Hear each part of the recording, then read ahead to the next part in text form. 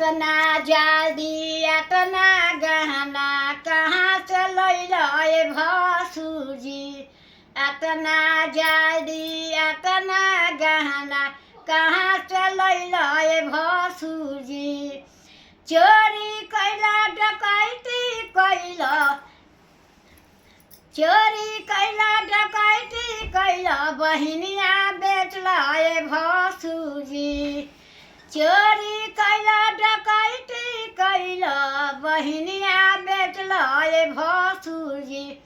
चोरी न कैनी डकैती न कैनी बहिनिया न बेचनी ए सालीजी। चोरी न कैनी डकैती न कैनी बहिनिया न बेचनी ए सालीजी। पापा हमारो बैंका के मैनेजर बैंकवा लुटनी ए सालीजी।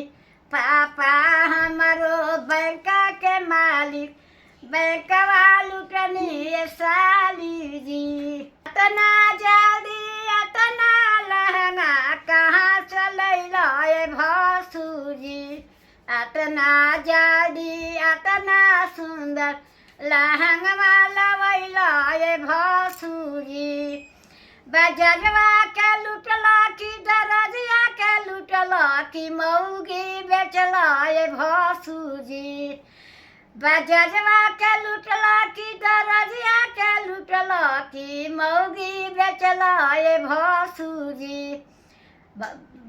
बजरवा ना लुटनी दरजिया ना लुटनी मौगी ना बेचनी ए सरहज।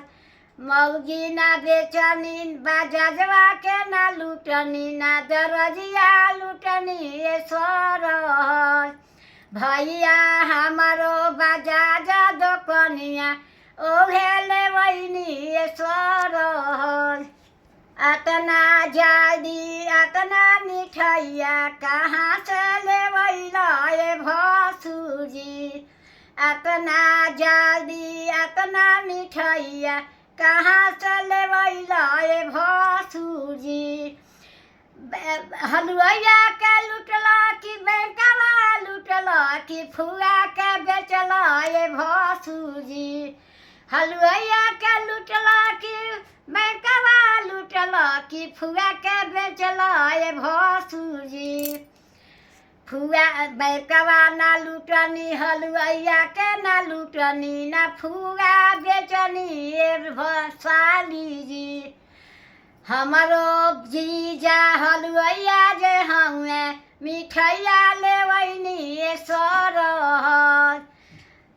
बैंकवा ना लुटनी हलुआइया ना लुटनी ना फुआ बेचनी ए सरहज। हमारो जीजा हलुआइया जे हमें मिठैया लेवैनी ए सरहज।